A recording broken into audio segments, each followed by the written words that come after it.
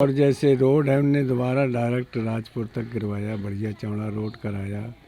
एक बस चलने लगी यहाँ लखनऊ रोडवेज, यहाँ से लखनऊ। लेकिन एक वजह रही है कि जो नए युवा हैं वो बहुत बेरोजगारी की ओर जा चुके हैं।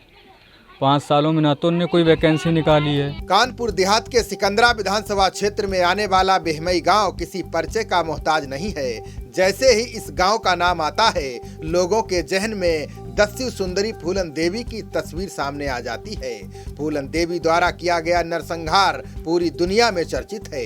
इस गांव में हुए नरसंहार को लगभग 40 साल बीत चुके हैं। 40 सालों में कई सरकारें आईं और चली गईं, लेकिन बेहमई गांव आज भी विकास को तरस रहा है। इस वीडियो में आज हम कानपुर देहात के सिकंदरा विधानसभा में आने वाले बेहमई गांव की ग्राउंड रिपोर्टिंग दिखाएंगे। हमारे संवाददाता सत्येंद्र दुबे ने लोगों से ये जानने की कोशिश की है कि आजादी के 75 साल बाद भी इस गांव में क्या बदला है। चुनावी मौसम में इस गांव के लोगों के लिए असली मुद्दा क्या है। बता दें कि यूपी विधानसभा चुनाव के लिए 7 चरणों में मतदान होंगे। पहले चरण के लिए 10 फरवरी को मतदान हो चुका है। जनपद कानपुर देहात में 20 फरवरी को तीसरे चरण में वोटिंग होनी है। फूलन देवी द्वारा किए गए नरसंहार के लिए विख्यात बेहमई गांव की जमीन आज भी खून से लाल है। जिन बूढ़ी आंखों ने उस खौफनाक मंजर को देखा था, वो आज भी उसे याद करके दहल जाते हैं। इस गांव में हुए नरसंहार को 40 साल बीत चुके हैं। नरसंहार मामले का आज भी कानपुर देहात की माती मुख्यालय कोर्ट में मुकदमा चल रहा है। मुकदमों से संबंधित कई गवाह और आरोपी दस्यु सुंदरी फूलन देवी अब इस दुनिया में नहीं रहीं। इसके बावजूद क्षत्रिय बहुल इस गांव के लोग समाजवादी पार्टी से खासे नाराज हैं। ऐसा इसलिए है क्योंकि बेहमई नरसंहार करने वाली दस्यु सुंदरी फूलन देवी समाजवादी पार्टी से सांसद रही थीं। बिहड़ों में बसे बेहमई गांव की पुरानी दीवारें और कच्ची सड़कें बहुत कुछ बयां कर रही हैं। यह गांव आज भी मूलभूत सुविधाओं के लिए तरस रहा है। जब हमारे संवाददाता ने ग्रामीणों से बात की तो उन्होंने बताया कि गांव में विकास ना के बराबर हुआ है। यहाँ के लोगों का कहना है कि आज़ादी के बाद कांग्रेस सत्ता में आई, इसके बाद सपा और बसपा का भी दौर देखा गया, लेकिन किसी भी पार्टी ने इस गांव का विकास नहीं कराया। अब उन्हें इस बात की संतुष्टि है कि योगी सरकार आने के बाद कुछ सुविधाएं मिली हैं। गांव में सड़क भी बनी है। लोगों को इस बात की संतुष्टि है कि भाजपा सरकार में उन्हें सुरक्षा मिली है। क्या नाम है चाचा? सुरेंद्र सिंह। कौन सी विधानसभा है ये सिकंदरा है। अच्छा, यहाँ पे जैसे ये गांव नाम है बेहमई, तो ये काफ़ी चर्चित गांव है, लेकिन यहाँ 5 सालों में क्या तस्वीर बदली? अभी तक विकास हुआ गांव में? विकास तो कुछ दिखता नहीं है।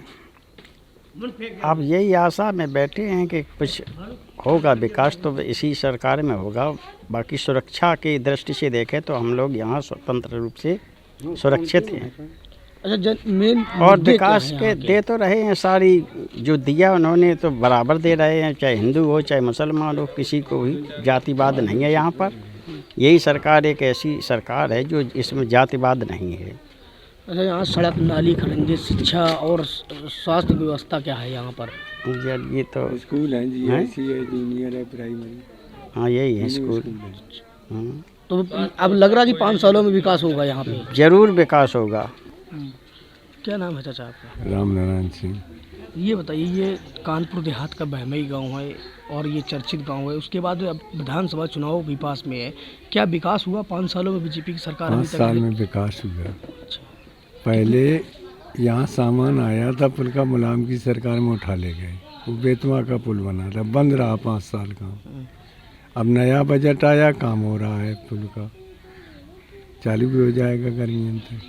तो गांव के अंदर की तस्वीर कितनी बड़ी? और जैसे रोड है उनने दोबारा डायरेक्ट राजपुर तक गिरवाया, बढ़िया चौड़ा रोड कराया। एक बस चलने लगी यहाँ लखनऊ रोडवेज, यहाँ से लखनऊ। तो ऐसे सार्वजनिक उन्होंने विकास किए जो हर आदमी को लाभ मिले, हर जात को लाभ मिले। तो वैसे सड़क, नाली, खरंजा या स्वास्थ्य विभाग की कोई व्यवस्था या शिक्षा की क्या व्यवस्था है यहाँ पे? शिक्षा GIC जूनियर प्राइमरी स्कूल है देहात के साथ। तो क्या मानते हैं, अब कुछ और विकास डेवलपमेंट गांव के अंदर होना चाहिए? अब सरकार जब बनेगी खुद ही करेगी।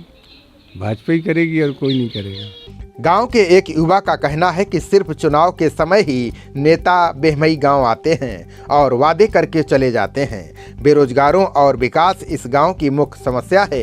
पिछली सरकारों में ये गांव उपेक्षा की मार झेल रहा था। अब भाजपा सरकार में कुछ हद तक विकास के कार्य हुए हैं, लेकिन बेरोजगारी की समस्या अभी भी बरकरार है। क्या नाम है आपका? मेरा नाम दीपू सिंह है। दीपू सिंह जी, कौन सा गांव है, किस विधानसभा में ये लगता है? ये मेरा गांव ग्राम बेमई है, विधानसभा सिकंदरा लगती है। जो बात की जाए सरकार की, जो योगी जी की सरकार है बहुत अच्छी उन लोगों ने चलाई, लेकिन उनकी कानून व्यवस्था और जो धर्म के नाम पे है बहुत अच्छी चलाई। लेकिन एक वजह रही है कि जो नए युवा हैं वो बहुत बेरोजगारी की ओर जा चुके हैं। 5 सालों में ना तो उनने कोई वैकेंसी निकाली है। जो बच्चों ने शिक्षा प्राप्त की अपने जैसे स्थिति में की, उस स्तर से ना तो उनको भर्ती मिली ना उन्हें कोई रोज़गार मिला। वो तो एक्सपायरी डेट भी होगी, उनकी एज भी निकल गई। अब वो किस ओर जाएं?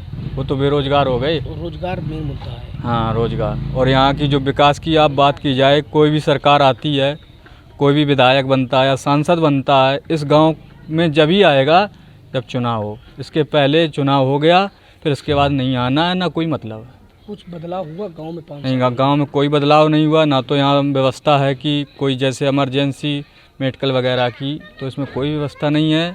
और पानी वगैरह की यहाँ की टूटी सड़कें जो गांव में बनी हैं उस पर कोई कार्रवाई नहीं। अब क्या उम्मीद है 5 सालों में? चुनाव भी पास में है। अब देखो, उम्मीद तो एक थी, वो तो अच्छी, उन्होंने जो 5 साल किया अच्छा काम किया, मानते हैं। जैसे देश में इतनी पहली बात तो भ्रष्ट हो गई थी, जो पिछली सरकारें रहीं उनको सुधारने में 5 साल लग गया।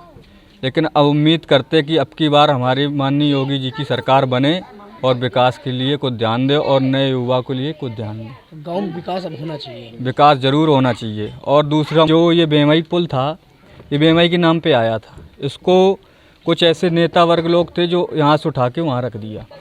पुल बन आज तक नहीं शुरू हुआ। नहीं, पुल बन रहा है, लेकिन जो उसकी सड़क है, मेन रास्ता है, वो बेमई से होके जाना चाहिए।